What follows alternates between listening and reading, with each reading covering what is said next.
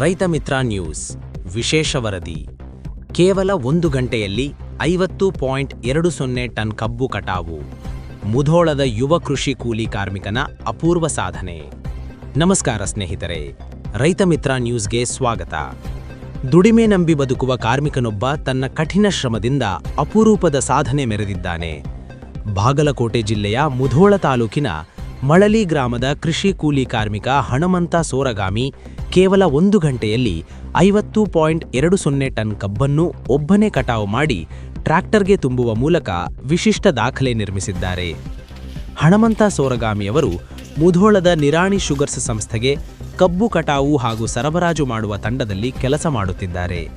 ಕಳೆದ ಶನಿವಾರ ಮಳಲಿ ಗ್ರಾಮದ ಮಂಜುನಾಥ ಸೋರಗಾಮಿಯವರ ತೋಟದಲ್ಲಿ ವಿಠ್ಠಲ ಹ್ಯಾಗಡೆ ಅವರ ಟ್ರ್ಯಾಕ್ಟರ್ಗೆ ಯಾವುದೇ ಸಹಾಯವಿಲ್ಲದೆ ಕೇವಲ 1 ಗಂಟೆಯಲ್ಲಿ ಈ ಸಾಧನೆ ಮಾಡಿ ಎಲ್ಲರ ಗಮನ ಸೆಳೆದಿದ್ದಾರೆ.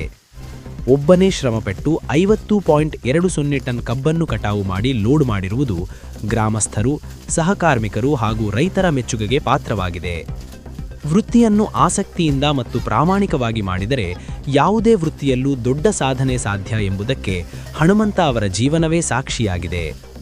ಈ ಅಪರೂಪದ ಸಾಧನೆಗೆ ನಿರಾಣಿ ಶುಗರ್ಸ್ ಸಂಸ್ಥೆಯ ಕಾರ್ಯನಿರ್ವಾಹಕ ನಿರ್ದೇಶಕ ಸಂಗಮೇಶ ನಿರಾಣಿ, ಕಬ್ಬು ವಿಭಾಗದ ನಿರ್ದೇಶಕ ಎನ್.ವಿ. ಪಡಿಯಾರ್, ಗೋಪಾಲ ಗಂಗರೆಡ್ಡಿ, ಡಿ.ಬಿ. ನಾಯಿಕ ಸೇರಿದಂತೆ ಹಲವರು ಹಣಮಂತ ಸೋರಗಾಮಿಯವರಿಗೆ ಅಭಿನಂದನೆ ಸಲ್ಲಿಸಿದ್ದಾರೆ. ಇಂತಹ ಶ್ರಮಜೀವಿಗಳ ಸಾಧನೆಗಳು ಇನ್ನಷ್ಟು ಯುವಕರಿಗೆ ಪ್ರೇರಣೆಯಾಗಲಿ ಎಂಬುದು ರೈತ ಮಿತ್ರ ನ್ಯೂಸ್ ಆಶಯ. ನಿಮಗೂ ಈ ಸುದ್ದಿ ಇಷ್ಟವಾದರೆ ಲೈಕ್ ಮಾಡಿ, ಶೇರ್ ಮಾಡಿ ಮತ್ತು ರೈತ ಮಿತ್ರ ಯೂಟ್ಯೂಬ್ ನ್ಯೂಸ್ ಚಾನೆಲ್ಗೆ ಸಬ್ಸ್ಕ್ರೈಬ್ ಮಾಡುವುದು ಮರೆಯದಿರಬೇಡಿ.